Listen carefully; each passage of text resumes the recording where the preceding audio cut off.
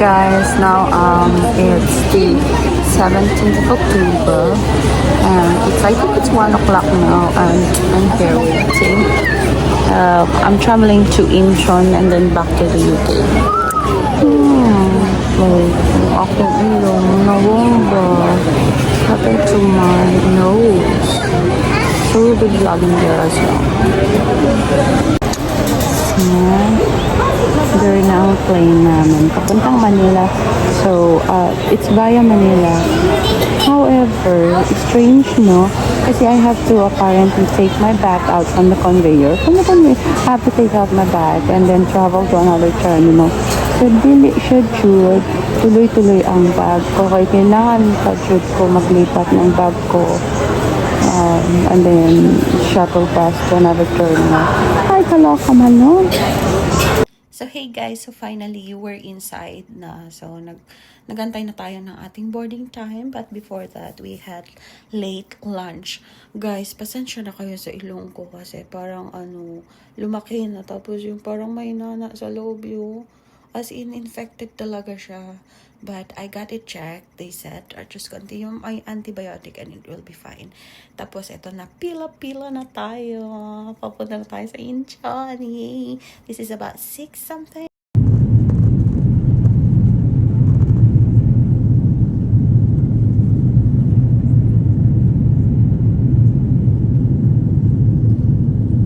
I'm here in South Korea. It's 10 degrees and I don't have a coat or anything. Let's see.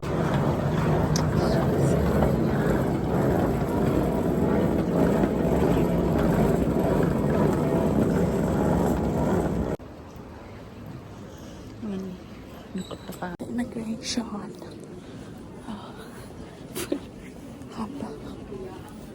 And it's like past 12 na. Tapos yung ilong ko namamaga. Natawa ako sa immigration kasi meron silang yung parang pag Filipino passport ka, Filipino din, may translator sila. Tapos yung pagpasok ko, yung passport ko kasi British to. Biglang nag-English yung translator mo.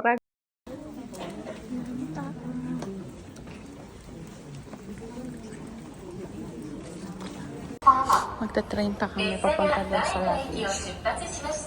Shuttle train to luggage.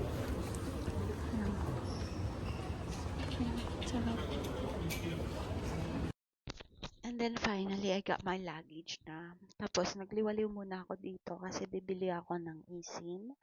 Tapos katong drinks kasi gusto ko na talagang uminom.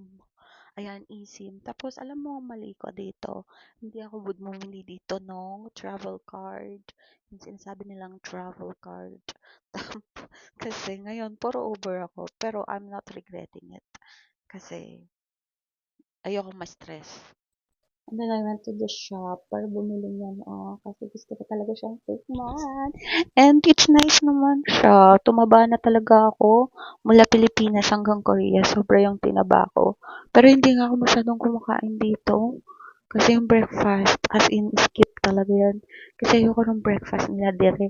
And then I tried that one. What do you call it?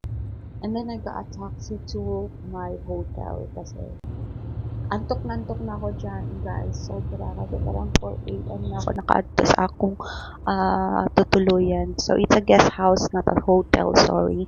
Kasi ang mahal ng hotel sa Myeongdong. Imagine mo, 170,000 4 nights. Dito na lang ako sa guest house. Okay man. And it's only 30,000 pesos. Ayun. Comparing to hotel na talagang 100 plus, I think may pinakamababa doon sa about 70,000 pesos. Kasalanan ko rin naman kasi hindi ako nag-book ng maaga.